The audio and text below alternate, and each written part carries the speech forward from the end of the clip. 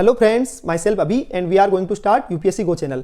हमने एक new initiative launch किया था, जो कि हम क्या करते हैं कि छोटे छोटे टॉपिक्स या बहुत इंपॉर्टेंट टॉपिक्स को हम बहुत ही कम टाइम में उसको कंप्लीट करते हैं।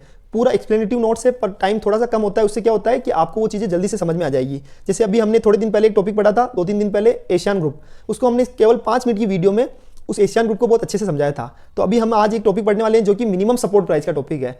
बहुत सिंपल टॉपिक है और बहुत ही अच्छा टॉपिक है, मिनिमम सपोर्ट प्राइस, जो सबको हर एग्जाम के लिए इंपॉर्टेंट है। तो इसको आप पढ़ सकते हैं, प्लीज़ इसको पढ़िए। अगर आपको कुछ कमी लगती है तो कमेंट कीजिए, और इसके अंदर अगर कुछ भी आपको लगता है कि और कुछ एडिशन की जरूरत है तो आप बोलिए, हम उसको अपडेट करेंगे। तो इस तरह हम छोटे छोटे टॉपिक्स लाते हैं, वो भी बहुत ही छोटे छोटे, मतलब बहुत ही कम टाइम लिमिट के, बट एक्सप्लेनेटिव। तो इसको पढ़िए।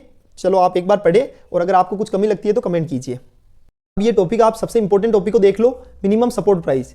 तो मिनिमम सपोर्ट प्राइस का मतलब होता है एमएसपी। तो अभी क्या किया है कि सेंटर ने कोपरा के लिए एमएसपी को बढ़ा दिया है बाई 250 रुपये से 300 रुपये तक पर क्विंटल पर फॉर 2024 के लिए। तो सेंटर ने हाइक किया है कोपरा एमएसपी बाई ₹250 से 300 रुपये तक की पर क्विंटल बेसिस पे। तो क्या हमारे लिए क्या इंपॉर्टेंट है टॉपिक, मिनिमम सपोर्ट प्राइस। तो इसको बहुत अच्छे से हम पढ़ने जा रहे हैं। देखो, मिनिमम सपोर्ट प्राइस का मैंने आपको न्यूज़ में भी डाला है, अब इस चीज़ को देखो आप थोड़ा सा।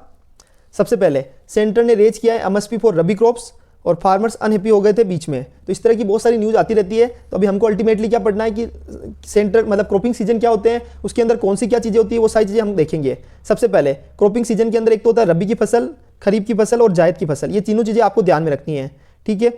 क्रॉपिंग फसल, अगर रबी की फसलें कब बुआई की जाती है तो अक्टूबर से दिसंबर के अंदर। कल्टीवेशन कब होता है, अप्रैल से जून के अंदर। क्रॉप्स कौन कौन सी, एक तो वीट, बार्ले, पीस, ग्राम, मस्टर्ड। सब चीज़ें ध्यान में रखनी है क्योंकि बहुत इंपॉर्टेंट टॉपिक है। इसमें से क्वेश्चन बहुत बार आ चुके हैं, और छोटे एग्जाम्स, कौन सा भी एग्जाम हो, सब जगह आ सकते हैं। तो सबसे पहले इसका कल्टीवेशन कौन, मतलब अप्रैल से जून में हो जाता है। एक इसके अंदर गेहूं, बार्ले, पीस, ग्राम और मस्टर्ड। स्टेट कौन कौन से, एक तो पंजाब, हरियाणा, हिमाचल प्रदेश, झारखंड, उत्तराखंड और उत्तर प्रदेश में सबसे ज़्यादा इसका प्रोडक्शन होता है। उसके बाद देखो नेक्स्ट, देखो खरीफ की फसलें। खरीफ की फसलों की बुआई कब होती है, जून से जुलाई के अंदर, और सितंबर से अक्टूबर के इसके अंदर कल्टीवेशन हो जाता है। उसके बाद इसके अंदर कौन कौन सी फसलें, तो एक तो राइस, एक मक्का, एक ज्वार, एक बाजरा, एक तूर, मूंग, उड़द, कॉटन, जूट, सोयाबीन, ग्राउंड नट।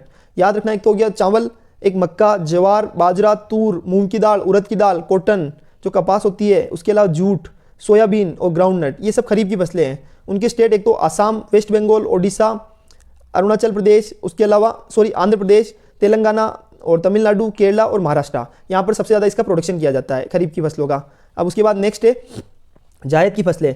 मार्च से जुलाई के अंदर जायद की फसलों का मतलब उसके अंदर ही उसको उगाया जाता है, और कल्टीवेशन भी उसी में होता है। जैसे तरबूज हो गए, सीजनल जो फ्रूट्स होते हैं, वेजिटेबल्स होते हैं, फूड क्रॉप्स होती है, वो नॉर्थ और वेस्टर्न स्टेट के अंदर ज़्यादा होता है। और उसका रीजन मैं आपको समझा देता हूँ साथ ही साथ ही। उसका रीजन ये है कि जायद की फसलें सिर्फ कुछ टाइम के लिए, वो बीच का जो सीजन होता है रबी और खरीफ के बीच में, ताकि खेत खाली नहीं रहे, और उसके अंदर तरबूज और इस टाइप के जो फ्रूट्स होते हैं उनको उगा दिया जाता है।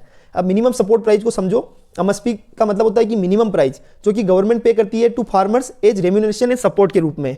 द कमीशन फॉर एग्रीकल्चर, बहुत इंपॉर्टेंट चीज पढ़ाने जा रहा हूं, सुन लेना। The commission for agriculture cost and price recommendation, जो एक तो commission for agriculture cost and price होता है, जिसको बोला जाता है सीएसीपी, वो रिकमेंड करता है minimum support price for 23 mandated crops के लिए, और fair and remunerative price for sugarcane, यानी जो गन्ना होता है शुगर केन के लिए, तो एफआरपी को सजेस्ट करने का काम, रिकमेंड करने का काम किसका है, the commission for agriculture cost and price का।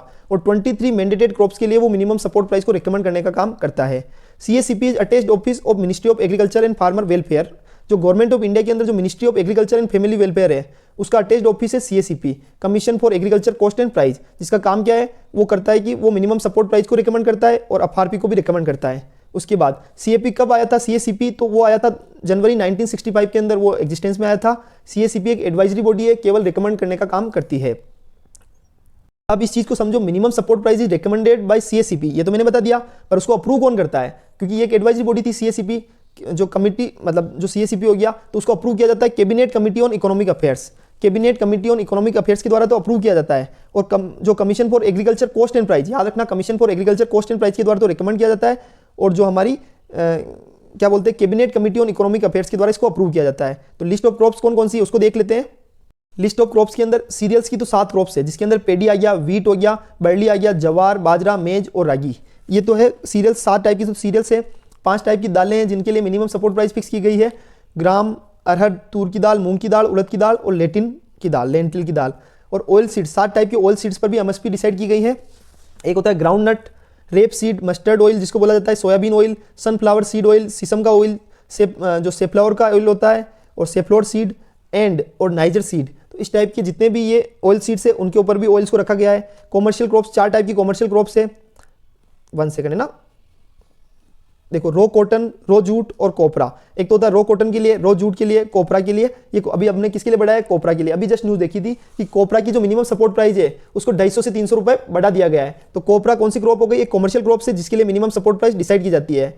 और शुगर केन कौन सी क्रॉप है? एफआरपी। शुगर केन के लिए एफआरपी यानी फेयर एंड रेम्यूनेटिव प्राइस को डिसाइड किया जाता है। किसके द्वारा डिसाइड किया जाता है? मतलब किसके द्वारा रिकमेंड किया जाता है? तो वही हमारे जो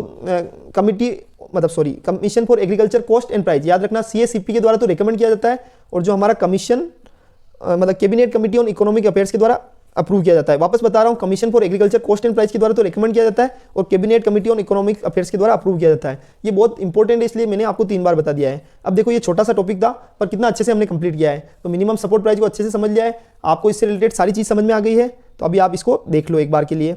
तो इसके लिए थैंक यू सो मच, और अगर आपको कोई भी कमी लगती है तो आप कमेंट कीजिए। तो ये टॉपिक हमने बहुत अच्छे से देख लिया है। चलो।